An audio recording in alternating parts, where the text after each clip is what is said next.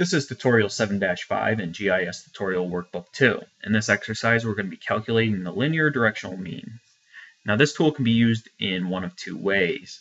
On a stationary object, such as highways, you can only do orientation.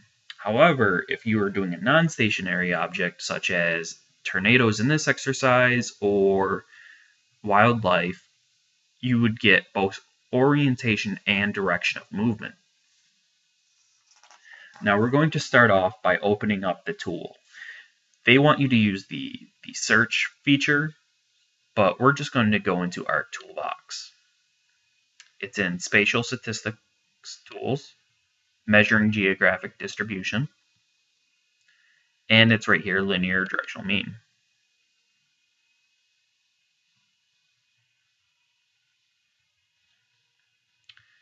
Now we're going to use Storm Track as our input feature. And I'm just going to call this direction. And this is the important part here. Now, if I had gone up here and chose major roads, I would check this because there is no direction associated with those. Those roads you can go both ways on. True, if it were one-way streets, you could use direction, but in this case, we're not, so we're going just to uncheck that. And our case field is years, because what we want to do is all these storm tracks are from a range of years. And what it's going to do is it's going to look at every year and tell you what the average direction and distance for those storms were.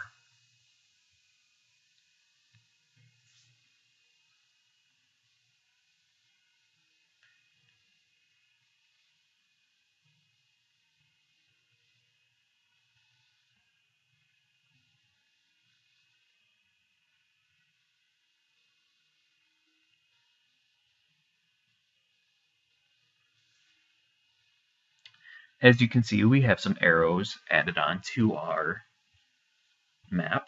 So what we're first going to do is we're going to make those more visible.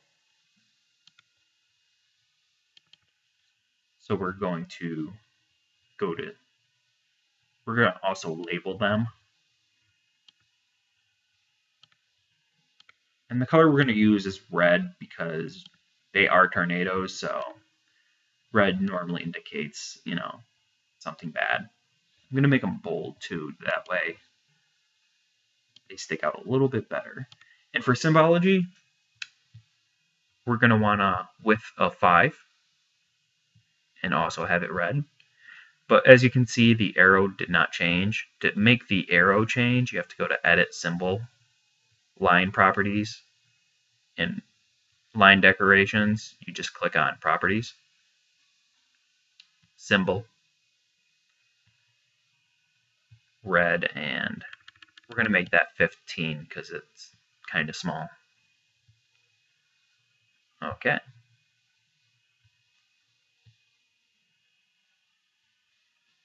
And there we go. Now what they want us to do is focus on 1 year. We're going to look at 1977. So we're going to select by attribute, and we're going to go look at our storm track.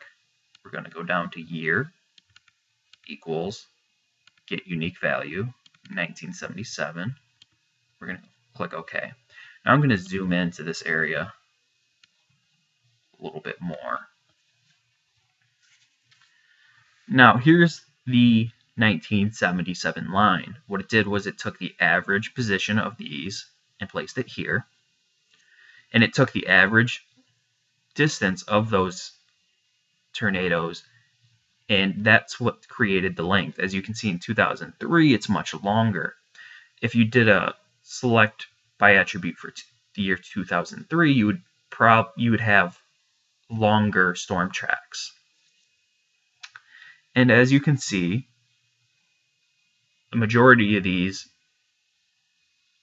go to the northeast. Some are more steep than others, and that's what gives you the little deviation here.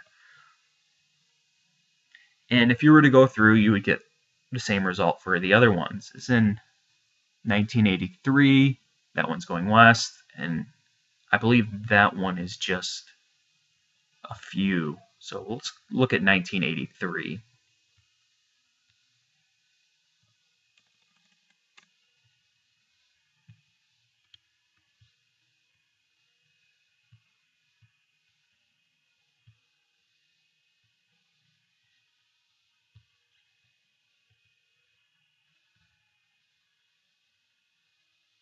Let's zoom to that layer.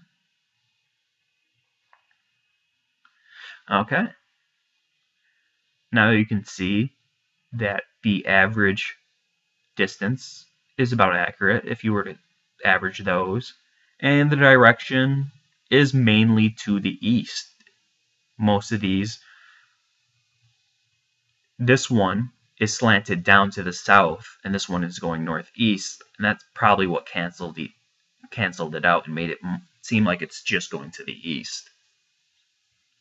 And that's it for this tutorial.